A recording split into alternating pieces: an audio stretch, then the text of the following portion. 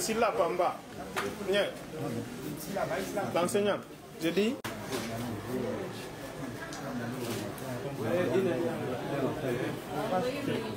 Ce qui nous a beaucoup motivé, l'ONG en question, est de penser réellement à la condition de ces mineurs détenus au niveau de la maison centrale de Kankan.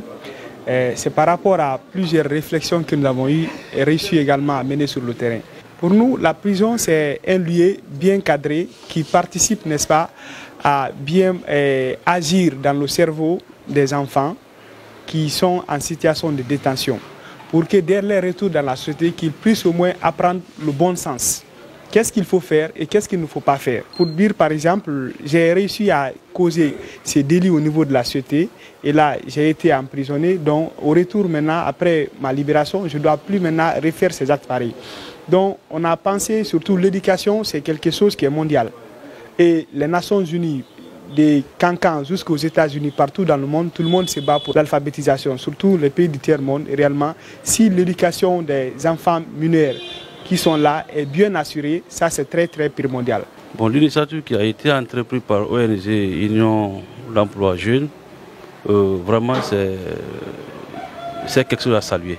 Sachant que la prison n'est pas un abattoir, quand on est là, l'éducation fait partie des droits de l'homme. Même étant dans la prison, on doit bénéficier de ces droits. Alors si aujourd'hui, à travers ONG Union pour enfants, ils ont eu le courage de venir nous accompagner dans le cadre de l'alphabétisation, vraiment ça ne serait que des jours de soulagement. Je suis venu ici en 2023. Il n'y avait pas ce programme de réinsertion relatif à l'éducation.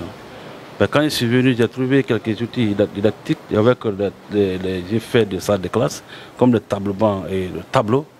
Alors, je suis venu voir les cadres que j'ai trouvés en prison, en l'occurrence certains professeurs d'université, mais également certains professeurs qui sont venus me trouver ici dans le cadre de fraude.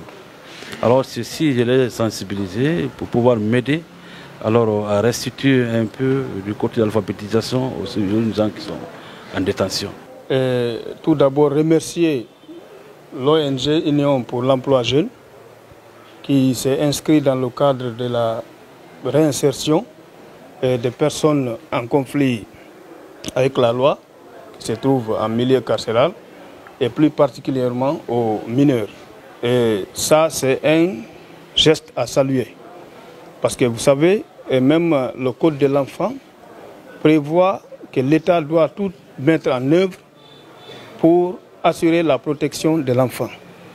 Et toute mesure, toute décision doit être prise en tenant compte de l'intérêt supérieur de l'enfant. Et c'est pourquoi vous allez voir les articles 994, 995 du Code de l'enfant et prévoit que même ces enfants doivent être gardés séparément avec les majeurs et même entre mineurs, les filles et les garçons doivent être maintenus de façon séparée. Mais aujourd'hui, si vous trouvez cette situation comme telle, c'est par manque de moyens. Et vous avez vu les difficultés qu'il y a. Nous allons nous donner les mains, œuvrer dans ce sens, faire la promotion de ça, afin qu'on affecte ici désormais des enseignants qui puissent être stables et dans ce milieu pour aider les couches vulnérables. Et au moins pouvoir écrire et lire, ça c'est beaucoup.